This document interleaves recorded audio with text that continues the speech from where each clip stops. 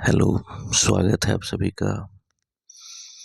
अ, अभी लगभग रात के 11 बजने को है ऑलमोस्ट। और मैं अभी एक वीडियो देख रहा था जिसमें आईजीएमएस और आईजीआईएमएस जो भी नाम हो उसका, Indira Gandhi medical college and hospital है, और हॉस्पिटल हो कुछ भी, तो वहाँ पर एक धांधली उजागर कर रहे थे मनीष कश्यप। वहाँ पे बता रहे थे कि कैसे डॉक्टर्स पेशेंट्स को टाइम नहीं देते।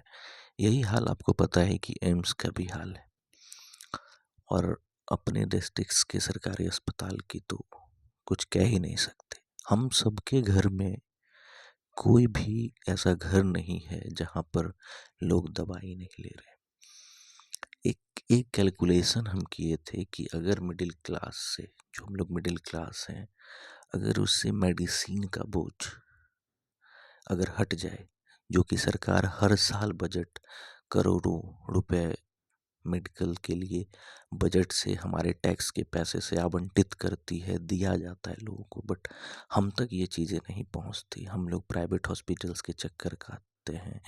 जांच, मेडिकल जांच के जो जालसाजी चलता है उसमें हम लोग फंसे रहते हैं। एक डॉक्टर से दूसरे डॉक्टर, दूसरे डॉक्टर से तीसरे डॉक्टर, और लगातार इस चक्कर में फंसे रहते हैं। डॉक्टर बदलते हैं, फिर भी हमको मेडिकल जांच करानी पड़ती है। और सब चीज़ों के लिए सरकारी व्यवस्था है, बट हम सरकारी व्यवस्था में जाते नहीं क्योंकि वहाँ पे चीज़ें खराब है। ठीक है, वही बात एजुकेशन की कर लेते हैं।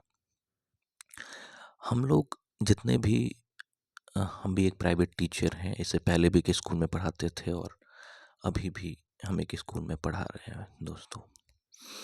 तो अगर एजुकेशन का बोझ हट जाए अगर गार्जियन के ऊपर से, जो कि 10 तक फ्री है, सरकारी स्कूल में टीचर्स भी हैं, और हम लोग से ज़्यादा क्वालिफाइड हैं क्योंकि बीपीएससी करके आए हुए टीचर्स हैं, तो उम्मीद है कि ज़्यादा क्वालिफाइड होंगे। बट फिर भी हम अपने बच्चे को वहाँ पर नहीं भेजते क्योंकि वो लोग जिम्मेदारी ठीक से नहीं निभाते, और भी सारे कारण से।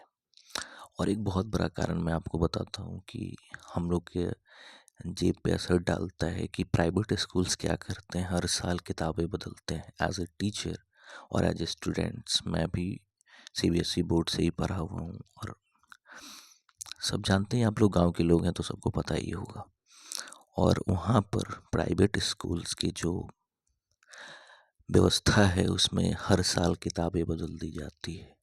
4,000, 5,000, 3,000 की किताबें बच्चों के लिए, छोटे छोटे बच्चों का नर्सरी का 2,000, 3,000 का किताब आता है, और कंटेंट वही है जो पिछले साल वाले बुक में था, वही कंटेंट है। बट चूंकि कमीशन कमाना है, कमीशन बनाना है, उनको अपनी जेबें भरनी है, तो वो हर साल किताब बदलते हैं, और हम लोग वहीं पर अपने बच्चों को भेजते हैं। अब मैं ये दोनों चीज़ें क्यों कह रहा हूँ, क्यों? क्योंकि जैसे मोदी जी हैं, मन की बातें करते हैं, तो आज मैं भी बस वैसे ही कुछ मन की बातें या दिल की बातें कह लीजिए तो आप सबसे करने आया हूँ। तो वो चीज़ें बदल जाती हैं। इन सब चीज़ों को देखते हुए ये मैं भी इस मतलब जब से होश संभाला हूँ तब से मेडिकल और ये सब चीज़ें बहुत कुछ देखी है अपने लाइफ में। तो बहुत दुख पहुँचता है कि आदमी की जान की कीमत पैसे से देखा जाता है। अगर आपके पास पैसे नहीं है तो आपको डेड बॉडीज़ भी नहीं दी जाती इन अस्पताल से। मैं आवाज़ उठाने के लिए नहीं कह रहा हूँ कि आप लोग आइए कहीं पे आवाज़ उठाइएगा तो बेहतर होगा, बट सब लोग सक्षम नहीं होते इसमें आवाज़ उठाने पे। और मेरे पास इतना पैसा, ये यूँ कह लीजिए कि मैं इतना पैसे रिस्क नहीं कर सकता, इतना पैसा व्यवस्था करके मैं रिस्क नहीं कर सकता कि मैं एक विद्यालय खोलूँ, क्योंकि किसी वजह से मेरा रेपुटेशन थोड़ा डाउन हो चुका है अपने ही गांव में। मैं अपने गांव के लिए सेवा करना चाहता हूँ, और इसलिए मैंने पहले भी एक कोचिंग खोली थी। बट स्टोरी आप सबको पता है, क्या हुआ कि मेरे जाने के बाद लोगों ने चीज़ें बदल ली, और मैं उस समय इंटरफेयर भी नहीं किया कि मुझे लगा कि लोग सपोर्ट नहीं करेंगे। बट कुछ दिन बीत गया और फिर से मैंने कोचिंग अपने गांव में स्टार्ट करी है, इस चीज़ के लिए कि अगर कुछ भी कर कर इन सारे तंत्र को ख़त्म किया जाए। ये जो हम लोग जाल में फंसे होते हैं, 25-25 साल पुराना स्कूल है प्राइवेट स्कूल्स, और उनको दिखाने के लिए 25 बच्चा भी नहीं है। कि सक्सेस रेट आप देख रहे हैं ना, आप खुद ही समझदार हैं, देख लीजिए सारे स्कूल्स की कहानी देख लीजिए, 30-30 साल स्कूल है और आपके पास 30 बच्चे सफल नहीं है जिनका आप फ़ोटो टाँग सकते हो कहीं पे जाके। फिर आपका रहना बेकार है, क्यों हुआ? बंद कर देना चाहिए आपको ये सब चीज़ें। तो दोस्तों ये 2 चीज़ें बंद होनी चाहिए कि मिडिल क्लास का टैक्स पेयर का पैसा यहाँ खर्च नहीं होना चाहिए। इसके लिए सरकार के लिए भी मेरा एक सॉल्यूशन है। लेकिन मेरी बातें कौन सरकार सुनने वाला है? सरकार के लिए मेरा ये सॉल्यूशन मैं एक सॉल्यूशन सुझाना चाहता हूँ। आप लोगों के समक्ष रखता हूँ कि अगर अगर मेडिकल सरकारी अस्पताल की जगह इंश्योरेंस मिलने लगे 20 लाख 30 लाख का लोगों को, अगर उनको ये सरकारी अस्पताल ना जाना पड़े, इंश्योरेंस मिल जाए, बाद बाकी वो कहीं पे इलाज कराएँ, तो फिर हमको लगता है कि इसमें कुछ बदलाव आ सकता है। और दूसरी बात शिक्षा के लिए भी ये फ़ीस मिल जाए, वो हम कहीं भी पढ़ाएँ, सरकारी तंत्र को हटा दिया जाए। ये मुझे लगता है कि एक सॉल्यूशन हो सकता है। तो इसी पहल को आगे बढ़ाने के लिए मैं भी अपने गाँव में कि किसी तरह कुछ बच्चे को पढ़ाकर अपना ये जो इन्फ्लुएंस है उनके दिमाग तक पहुँचाऊँ, ताकि आगे चलकर वो एक अच्छे नागरिक बने और अच्छे बदलाव लाएँ इस समाज में। इसी उद्देश्य के साथ मैंने फिर से एक बार स्टार्ट किया, बट हाँ, 1-2 बच्चों आए और वो भी उस तरीके से मुझे नहीं लग रहा है कि जो गार्जियन मेरे ग्रुप में हैं, जो बच्चे मेरे ग्रुप में हैं, वो मुझे सपोर्ट कर रहे हैं दोस्तों। देखिए अ, सच बात तो ये है कि जितना स्ट्रगल करके मैं यहाँ 1 रुपया कमाऊँगा, उससे ज़्यादा स्ट्रगल कहीं बाहर है मेरे लिए। उससे कम स्ट्रगल में मैं बाहर पैसे बना सकता हूँ, जहाँ पे मैं भी मौजूद हूँ।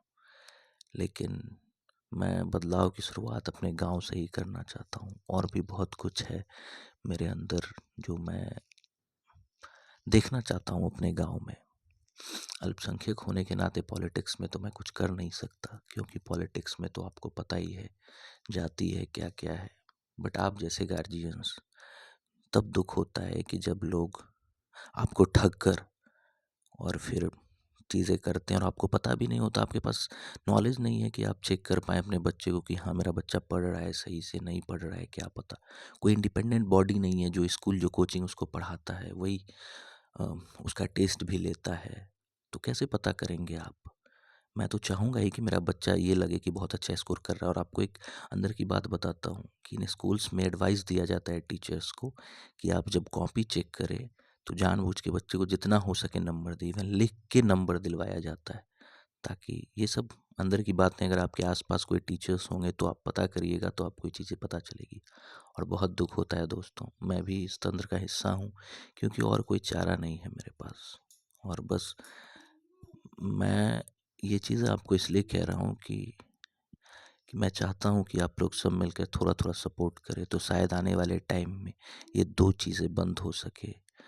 एक ये 2 चीज़ें फ्री हो सके, एक वर्ल्ड क्लास हॉस्पिटल्स और वर्ल्ड क्लास एजुकेशन फ्री में मिल सके हमारे बच्चों को। और इसी पहल के लिए मैं फिर से शुरुआत किया हूँ और मुझे उम्मीद, अब मेरा तो जो कहना था मैंने कह दिया, अब आपको देखना है कि क्या करना है।